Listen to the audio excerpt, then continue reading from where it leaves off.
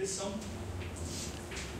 que eu não vou dar eu vou dar um x, no caso era uma direção x, que os dois privilegiavam, depois já de uma mudança de variáveis, que outras coisas que eu volto a falar mais para frente. E nessa direção você faz uma construção num espaço de fase, tá? Então tem uns pontos também por aí, de um conezinho com algumas propriedades bonitinhas. Em particular, você tem uma função que é quase uma função de θ, entre aspas, né?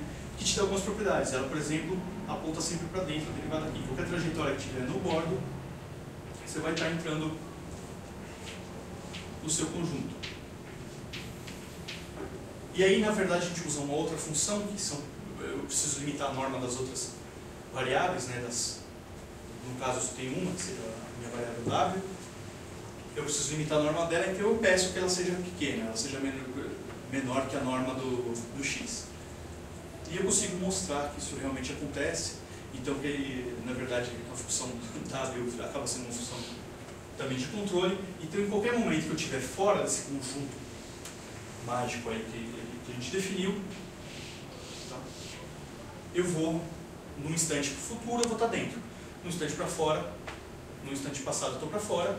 E aí eu vou conseguir fazer uma construção. Aqui eu sei que a derivada com x vai estar sempre indo, o x ponto vai ser sempre positivo. Então eu sei que eu estou indo na direção correta.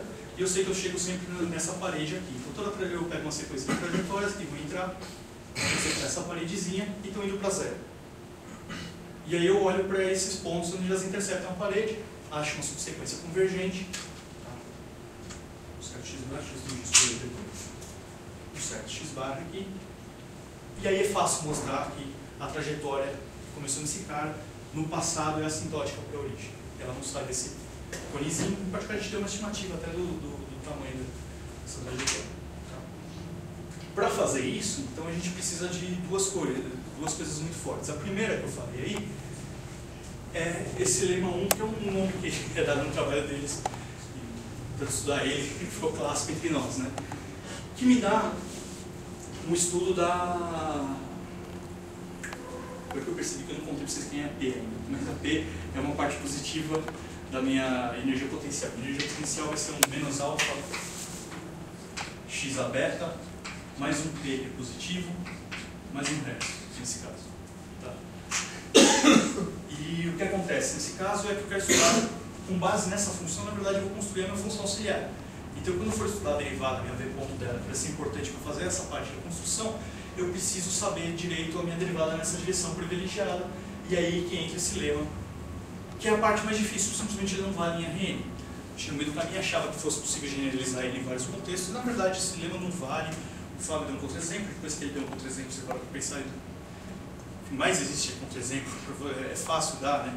Esse lema não vale, por exemplo, a demonstração deles, o caso homogêneo já valia pelo Mora e Negrini. Então a demonstração deles é que o caso homogêneo só funciona quando é uma célula homogênea. Mas se você pegar uma função potencial que seja menos norma de x, menos norma de xy, elevado a, sei lá, 8, mais um resto, termo de ordem superior, tá? Essa função aqui não vai ter, para provar esse lema, eu preciso de uma curva de mínimos verticais, tá? Uma curva de mínimos verticais, que é o que vai me dar toda essa construção, e simplesmente não existe isso aqui, só tem uma curva de mínimos radiais, então não funciona nenhuma dessas técnicas. E quando a gente está em Rn, para ele bem grandão, eu posso colocar quantos planos eu quiser, colocar variáveis QI, QI mais 1, e simplesmente cada um desses termos acaba me quebrando esse lema fácil de várias formas.